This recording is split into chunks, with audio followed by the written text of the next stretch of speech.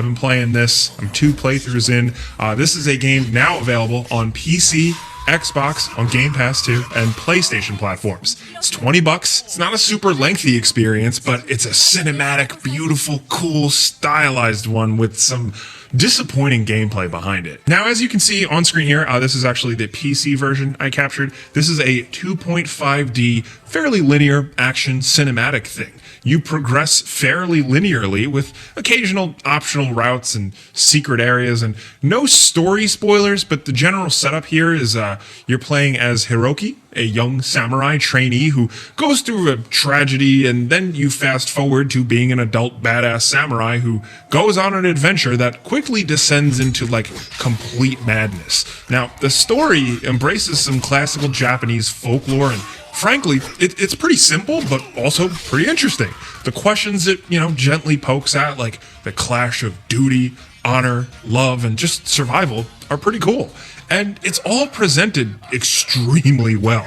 It's really fun to walk or run through all these incredibly detailed environments, whether the camera is up close or always zoomed out. The graphics on display here are really impressive and detailed, and everything is pretty smooth. I didn't really have any technical issues. Now, the graphics go hand in hand with the style here. Black and white film grain that actually looks really damn good. It doesn't just feel like a cool filter. It feels like an integral part of the visual design and graphics. The way this game uses light and dark, coupled with the cool camera perspectives, is straight up really incredible to look at and play through.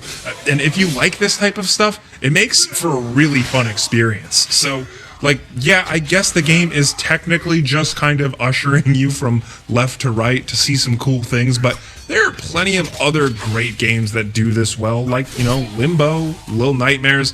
There is a market for these types of games, and I think Trek to Yomi is a mostly strong example. The style on display here is awesome, and the cutscenes are cool, some of the bad guys are cool, and I really like how it ended. If you like this stuff, it really is worth experiencing this cool little collection of samurai cinematic moments with compelling voice acting and some music. It's a nice little digestible experience. My first playthrough took me 4.5 hours, but I also suck. You might be like a master pro gamer and beat it even quicker, but thankfully it does have 4 difficulty modes. Now, with the cool factor, this game is actually a double-sided coin because a significant part of it is combat, and that's where I found the game the most disappointing.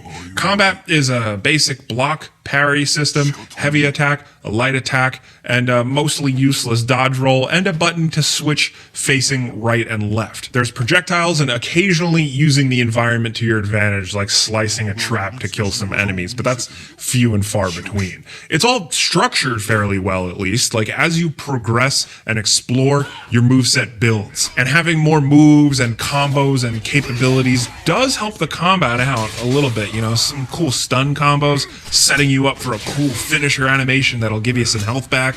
And there are some important moves you shouldn't miss, like the ability to block people attacking from behind you automatically. You also progressively unlock a couple of ranged weapons, and exploring finds you extra ammo and carry capacity increases, as well as finding items that increase your health and your stamina, which can be pretty important in the challenging spots. This is all simple, but it works fairly well. Now, the growing moveset and combos are cool as a simple gameplay progression, but actually pulling it off is not. Something about the combat timing doesn't feel quite right. It's like something is undercooked here. It's hard to describe.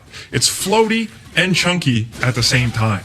Sometimes attack animations are really stilted and slow with how they chain together, and you can see a new move clearly awkwardly transition, and the timings and indicators are all off. Now, I love a challenging game, and this game does have some challenging good moments, but there is a level of frustration with combat input timings, and a really finicky perfect parry to strike that just feels so unsatisfying, and then ultimately repetitive, because a lot of it boils down to the same thing. There are only a few enemy types, and each has like a repetitious pattern where you parry at the right time and use a certain attack that is good at cutting them down quickly. It gets old fast, and I think part of the reason is because what I described before, none of it feels quite right, and most of the time it's just not satisfying and kind of a buzzkill to everything else going on. There are moments, of course, and that's where you can see the potential, which almost makes it more painful. You know, sometimes a really well-placed encounter with enemy placements, 2 perfect strikes to a finisher, you know, when it's good, it feels good. But most of the time, it just felt kind of flawed and annoying, for lack of a better phrase. And really, the more I learned new movesets and then practiced them and figured them out, the more I found myself just wishing for stronger gameplay overall, just better inputs, better timings, more interesting enemy types. It kind of bummed me out, especially because like the finishers can be really satisfying in conjunction with all the cool style. You know, everything is brutal and gory, and it's amplified by those cool locations and the visual effects. And I don't think it's like an, oh, you know, you don't get it, you're just bad at the game type of thing. It just doesn't feel quite right, along with some bosses towards the end that are just like all cheese. Even playing on the harder difficulties, I picked up on a bit more nuance to some of it all, but it didn't really make it any better. Maybe it's just me, it might not be you. You know, I'm going by feel here, this is just my opinion. Now, I think it says a lot about the rest of the game though. The style, the coolness, the structure, the pacing, the experience, all of that is great if you like this genre, and it sort of, not completely though, but sort of makes up for the stumbles in combat enough where I think you should still check it out if you like these types of games. The stakes aren't super high, and I'd like to see what else this developer can cook up with this style. Now, if you like the style of Ghost of Tsushima, if you haven't been exposed to too many things like that, and you wanted a game to go even more into that style, that vibe, if you like this type of classical Japanese stuff, then yeah, man, it hits all the right notes there.